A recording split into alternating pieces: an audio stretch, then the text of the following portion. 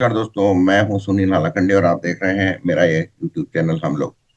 कल बिहार विधानसभा के इस चुनाव के सेकंड दौर के चुनाव प्रचार समाप्त हो गया और कल वोट पड़ेंगे। इससे पहले आप देखें किस तरह से विपक्ष के तीन नेता पवन खेड़ा,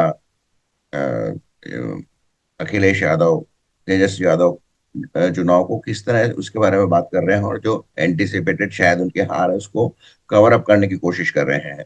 हालांकि कॉन्फिडेंट दिख रहे हैं कि वो जीत जाएंगे। कन्हैया कुमार भी बात ऐसी कर रहे हैं कि बस अब तो ईवीएम खुलने की देर है, सरकार तो उनकी बन ही चुकी है। और अंत में आप देखिए किस तरह से कंपोज्ड वे में चिराग पासवान बात कर रहे हैं। हालांकि सभी लोग कॉन्फिडेंट लग रहे हैं, लेकिन नतीजा तो ईवीएम के द्वारा ही आएगा। तो एक के बाद एक मैं आप इन चारों लोगों के बयान सुनवाऊंगा जो रिसेंटली आज ही मैंने एमएसएन पर से कैप्चर किए हैं और जो मुख्यतः शायद एएनआई के द्वारा दिए गए हैं। देखिए इनका और अपना और आनंद लीजिए।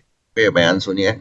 बहुत दिनों से इनकी सरकार चल रही है और अगर पिछले 11 साल में घुसपैठिया आए हैं तो इनके जिम्मेदार तो बीजेपी खुद है। तो ये सूची तो बीजेपी को ही बनानी पड़ेगी कि 11 साल में कितने घुसपैठिया आए हैं और 11 साल से पहले घुसपैठिया कौन आए हैं। तो 11 साल में जो आए होंगे घुसपैठिया, उसका जवाब तो सरकार को ही देना पड़ेगा, वही है। और बीजेपी घुसपैठियों से ज्यादा घूस पे ध्यान देती है, घुसपैठियों से ज्यादा घूस पे ध्यान देती है। तो देखिए किस तरह से अखिलेश यादव ने पंचलाइन दी कि बीजेपी घुसपैठियों से ज्यादा घूस पे ध्यान देती है। निश्चित रूप से उन्होंने प्रधानमंत्री से कुछ सीखा होगा भाषण कला में।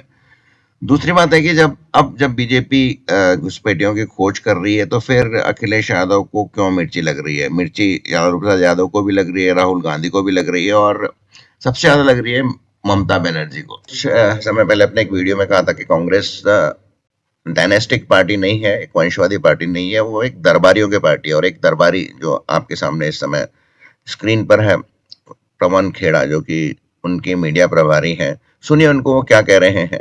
एकदम राहुल गांधी जो कह रहा है वही बात कह रहे हैं, बिना अपना दिमाग इस्तेमाल किए। सुनिए उनको। तो ये जवाब तो ज्ञानेश गुप्ता को देना पड़ेगा। मोदी जी के हाथ की कठपुतली बनकर चुनाव कराएंगे तो क्या बिहार माफ कर देगा? बिहार वोट चोरी नहीं होने देगा। देश के प्रधानमंत्री के मुंह से इस तरह के शब्द सुनना बहुत हैरानी होती है। इस देश में कई प्रधानमंत्री हुए, किसी ने इस तरह की वाहियात भाषा का इस्तेमाल नहीं किया है। ये कट्टा और कनपट्टी, ये उनकी मानसिकता है, बिहार की नहीं। और आप देखिए संसद को जरूर ठप करने की कोशिश करेंगे इस मुद्दे पर।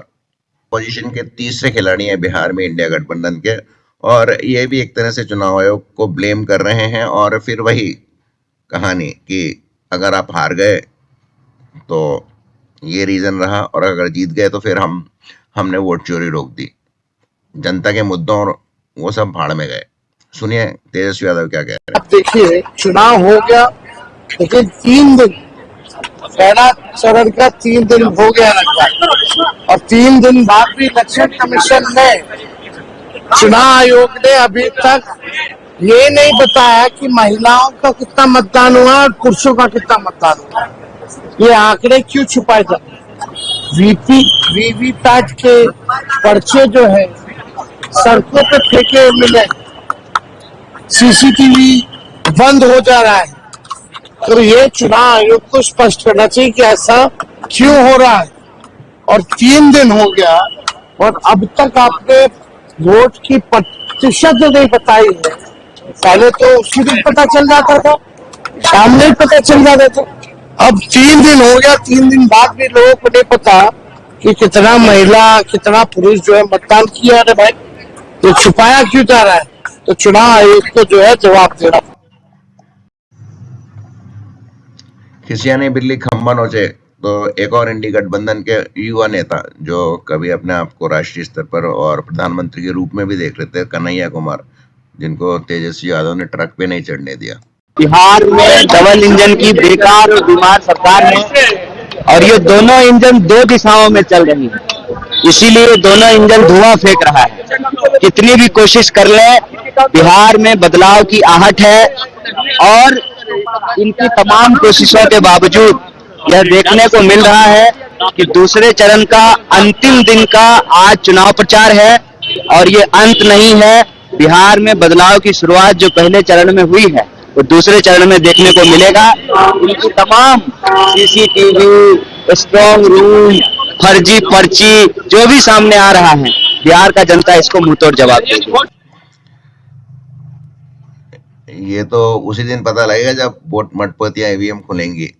लेकिन कॉन्फिडेंट लगने की कोशिश कर रहे हैं कन्हैया कुमार, हालांकि बॉडी लैंग्वेज उनका साथ नहीं दे रही है। अंत में सुनिए दूसरा पक्ष क्या कहता है, यानी सत्ता पक्ष क्या कहता है। एनडीए के चिराग पासवान क्या कह रहे हैं बिहार के चुनाव और एसआईआर और वोट चोरी के बारे में। भाई जरूरी तो ये लोग नहीं समझ रहे हैं ना, इन लोगों को एसआईआर जैसे मुद्दे दिख रहे हैं जिसमें ना सरकार का कुछ लेना देना है, ना हमारे प्रदेश के वासियों का कुछ लेना देना है। चुनाव हमेशा इन लोगों ने भ्रम फैलाकर लड़ने का काम किया है। आप देखिएगा कि विपक्ष की ये रणनीति का हिस्सा बन गया है कि जब जब चुनाव आएगा तो एक फॉल्स नैरेटिव सेट किया जाता है, भ्रम फैलाया जाता है, डराया जाता है। लोकसभा के वक्त तो बात की थी ना इन लोगों ने आरक्षण की, क्या बोल रहे थे कि आरक्षण समाप्त हो जाएगा, लोकतंत्र की हत्या हो जाएगी, संविधान खत्म कर दिया जाएगा। आज 1.25 साल से ज्यादा होने को आया है मेरी केंद्र की सरकार को बने हुए। आप बताइए प्रधानमंत्री नरेंद्र मोदी जी के नेतृत्व में किसका आरक्षण छीन लिया गया, कहाँ का संविधान खत्म हुआ, या किसकी कहाँ की लोकतंत्र की हत्या कर दी गई। तो बार बार झूठ बोलकर इस बार इन लोगों ने एसआईआर को मुद्दा बनाया, लोगों को डरा रहे हैं कि भैया आपका वोट छीन लिया जाएगा, आपका वोट खत्म कर दिया जाएगा। पर एक बार भी इन्होंने अधिकृत आपत्ति